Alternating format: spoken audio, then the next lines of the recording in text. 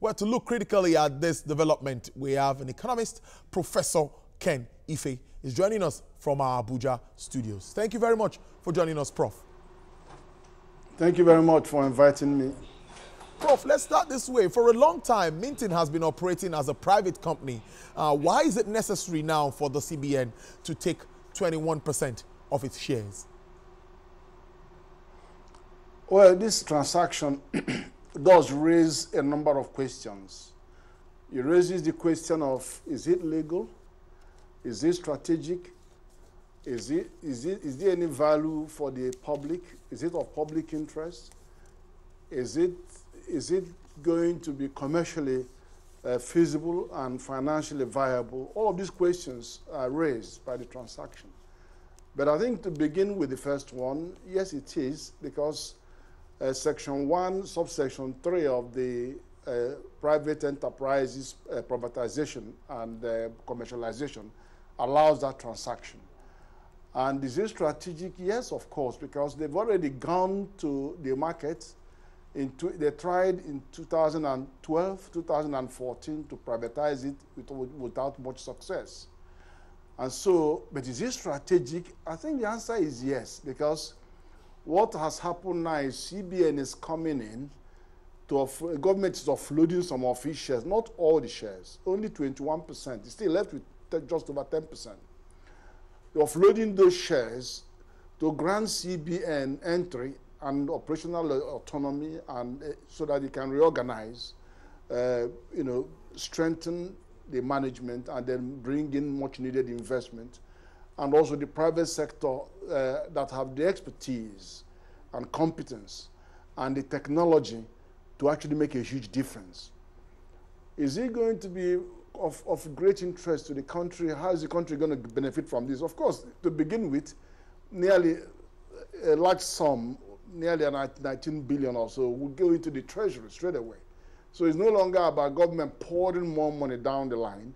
It's now about government taking something out in the first instance. But bear in mind that from what we read about this is like a 5-year plan for CBN to turn things around, make it more profitable, and they still head back again to the private sector market. So it's not the end of that story, but it's a means, a very important means to an end. Is it necessary at this point? The answer is yes. The reason is that the security and maintenance industry is expanding globally. Globally, the size of the economy is about $27 billion, growing at about 4.8%. And in the next 5 years, it will grow to over $37 billion. In Africa, the story is twice more. Actually, it's growing at 9.6%, twice more in Africa. Obviously, that's due to several factors, including rapid growth of population and the regional movements and all that stuff.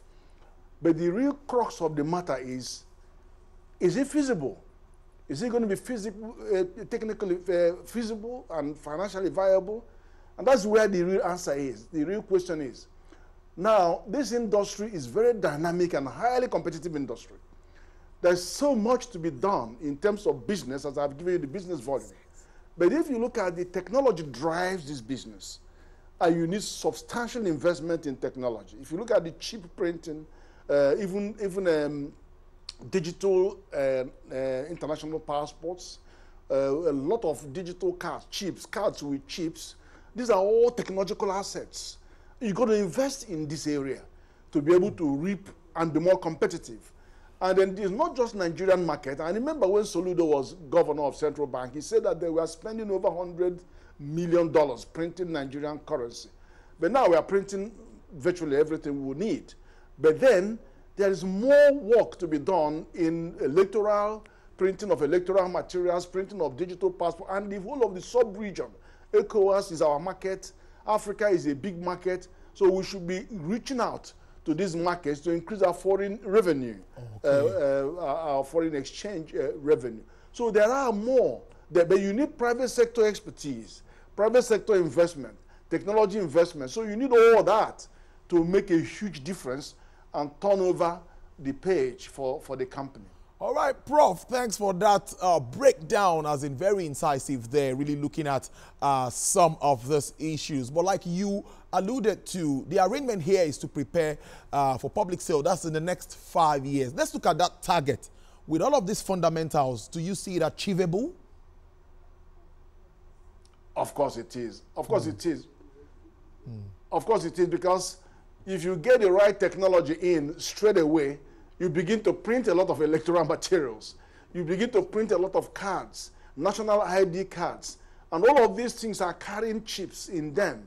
And don't forget, you are creating technological assets, which is money, solid money. So it's not just one-off business, you go away. No, you're creating huge technology assets in technology platforms. And then the Nigerian market is only a fraction of the potential market, though a very important market, is the biggest economy in Africa. But there are other economies, especially the Francophones, and there are many other countries that are going to want to patronize Nigeria, and rather than take the business abroad, overseas to Europe and America and Southeast and the Far East.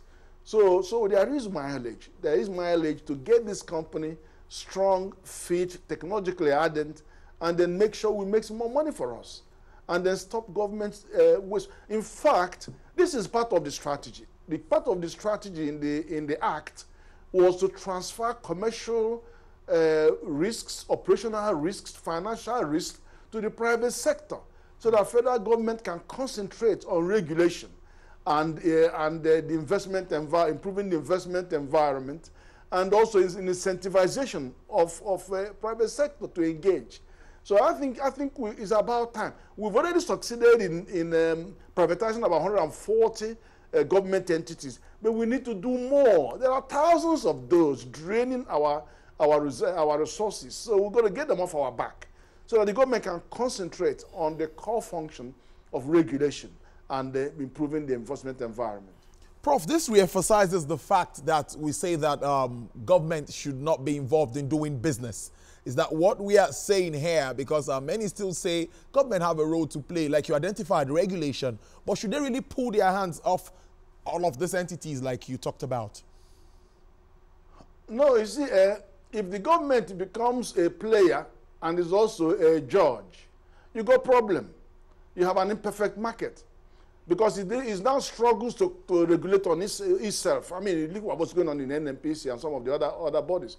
So it's important to distance yourself as much as possible, but that cannot happen overnight. If it was possible, the company would have been sold completely in 2012. People want to buy companies that have promise and have, the promise that they're going to grow and that they are growing. And so people jump and invest in those. So what has happened is a lesson, and the strategic plan over the next 5 years, I think it would happen, because CBN is bringing in the private enterprise. De La Rue is well known internationally in this area from UK. So it will inject the technology that is needed, grab a substantial share of this market in Africa, and particularly ECOWAS, at least meet even our own needs that are growing at a rate of 9.6%. Even our currency in circulation is growing by about 4%. We need to make sure that we're in a position to grow the business and make it far more profitable, and also create technological assets that will boost its value when in 5 years' time we want to go back again to the market. So a little bit lighter now, Prof. Will this, you've identified printing of other documents, which is very important, but will this new system also ensure that we have clean currency notes all around the economy? Are we going to have that? Because lately CBN talked about getting all of this battered notes off the streets. Well, it costs money to print notes. It does cost money to print notes. And well, if you don't invest, it also gets cheaper. The technology can make it cheaper for you to print the notes. The higher technology, will make it cheaper for you to print the notes. So you cannot eat your cake and have it. If you're not investing in the technology, you're not investing in economy of scale, then you are going to be suffering the consequences in carrying a lot of dirty notes and wanting to be replaced.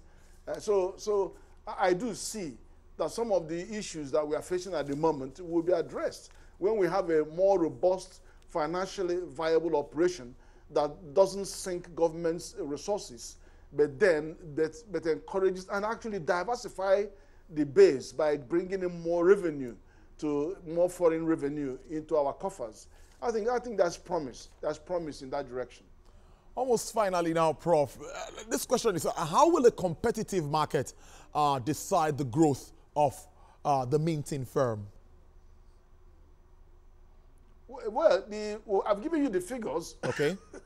Showing that globally is growing at about 4.8%, but in Africa is twice the growth rate, 9.6%.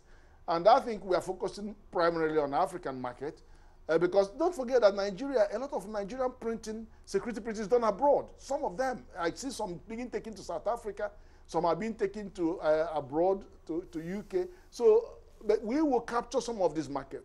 But don't forget again, the scale of investment required to be made in the technology. So they may be coming to Nigeria to print some of their sensitive electoral materials, to print some of the banking cards and some chip-based ID cards and all of those. So you could see some of these people will come to us inevitably. So we will make money. We will make money from doing that. Okay, Prof, I thought about privatization in itself. We've had some issues. Let's just move a little bit away, talking about like the power sector. It works for the telecoms. Prof, are there not going to be some challenges to here? Or because the central bank is taking over this particular agency, we might not have that kind of problems that we had talking about power and other sectors? No, the power one is slightly different because you have CBN at the back. The box stops with CBN. So CBN guarantees the injections that are required, the financial injections for this to happen. And CBN is a big customer of the minting security and minting press. So, you know, you can't go wrong by having CBN there. It could bankroll this operation, but for a purpose, on the purpose of achieving greater operational efficiency and much more effectiveness in and more business. So it's a very perfect match, and I'm very confident that it will prove good in the end. Well, it's on that very totally confident different note from all the experiences you have in the power sector. Okay, there, Prof. Ken Ife, thank you very much. It's on that confident note that we end this interview. Thank you very much for really bringing us up to speed with activities surrounding the transfer of 21% shares of Mint to CBN. Thank you very much, Prof. My pleasure. Thanks for inviting me. Yeah. To discuss this, I have aviation analyst Olumide Onwayo, who joins us now via phone. Olumide, it's great to have you join us on the show. Yeah, good afternoon. Well, we hear that the planned national carrier, well, that's no news now, it's been suspended. But according to the minister, he's saying that this has nothing to do with pressure from stakeholders. What's your reaction to this? Well, whether the pressure from stakeholders, whether it's from the Federal Executive Council or the presidency, the most important thing for us is that we have stopped the bleeding because we have started bleeding funds into a project that had no headway. Like we said before in that studio, what I saw the minister was just trying to tick a political box of one of the things we achieved in the last 4 years. It was not, they were actually not facing the economic reality on ground. Talking about that, did it strike you from the beginning that the airline project was feasible? Oh, no, it never struck me was visible. There's a need, yes, there's a need for a strong Nigerian carrier, but you didn't need to start a new one from the scratch. Here is a government that has two airlines under its custody, under its belt, Arik and Aero, and you have some other domestic airlines who have gone ahead to order big long-haul aircraft, Boeing 777. We have 4 coming in for Air Peace and 2 coming in for Medview. And again, you have opened your route where you have airlines doing dual designation, the foreign airlines and with multiple designation. These are the things that can make an airline strong. Now, if you're coming with a new, and new airlines also coming on board with the African Development Bank supporting the airline, and some of the export rates coming from notable carriers in Europe and America. All these things are not done inside your kitchen. It's a small world. Everybody sees this information. So that's why nobody's going to touch that carrier. And you have an election coming up in February. So who's going to bring his money in before then? The timing was wrong. And I think the government has just said, what I really need the minister to tell us now is how much has been spent and what it was spent on. Because he said that he has some commitment. We want to know how much taxpayers' money has gone down on this project. It was ill-timed, and I doubt it was going to work. Now, what really went wrong in its planning? I know you've identified, you've pointed out some of it, and but the minister said for strategic reasons. Now, who should the nation hold responsible? Well, the only person that can answer the question is the Honorable Minister of Aviation. This is an airline that was launched in July in London. Nigerians were made to compete for the logo. At the end of the day, there was a company in Bahrain that brought out the logo. And come and look at it in September, it's dead. So where do we go from here, talking about our aviation sector? Can you hear me, Olumide? Can you say that again? I said, where do we go from here now with regards to our aviation sector? I think you see, my joy is that the minister has shown that there's this vigor to have a strong carrier. There's this vigor to make the airline survive. What he should do and his team should do right now is to direct that vigor into the already existing airlines and the two government owners and see how these airlines can take that position that they look for. There's no law that says you must start a new carrier or you must be pushed by the government before it becomes a national carrier. That is wrong. You can build a national carrier from the airlines you have within. All the airlines coming from Europe and coming from America, none of them is owned by government, but it's a national carrier. And you cannot touch those airlines. The government will come out and come for you. What would be nice to support the ones we have on ground and see how we can turn them around. If the government can show the same vigor, the same strength, the same power, they can bring out 300 million to support to take an airline to risk a new airline afresh. Why can't they put that money into the industry and ensure that the works on ground can survive? Because it's not only the airline that you need the infrastructure. These are other things that you need to ensure that the airlines can survive. But you need to address all this together. But I'm happy the Federal Executive Council has stopped the mission in its track.